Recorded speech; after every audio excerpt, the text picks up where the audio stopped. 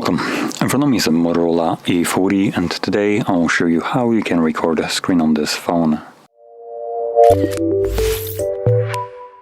So to get started, pull down your notifications, expand the list, and in here on the second page you'll find a screen recording toggle. Now this is where it is located for me. Hopefully you can find it in the same exact place. If not, look between the couple other pages that you have. It should be somewhere here. Now once you locate the toggle, you can tap on it to start recording. This will give us just a couple options. As you can see, we can record audio. So we have a couple options when you tap on the drop down. We have microphone, device, or both. And obviously if this is turned off, you just won't record any kind of audio. Now additional note, when it comes down to recording both device and microphone, I would recommend using headphones for this, just because if you don't, then microphone will be picking up the speaker and it might create an unwanted echo effect in the recording.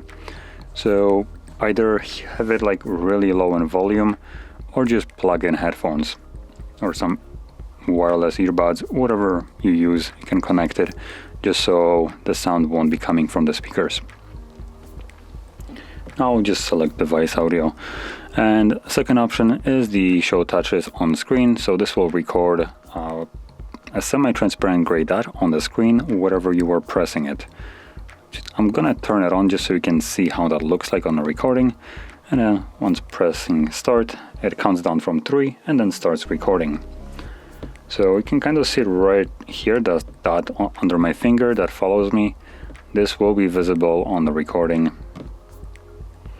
Whatever application you will open, obviously it will be recorded.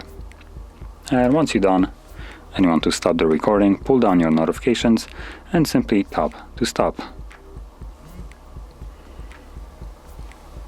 Now this will save the video recording into your gallery application, or photos, as it's probably right here. Yep, there we go, photos. And you can see it right over here.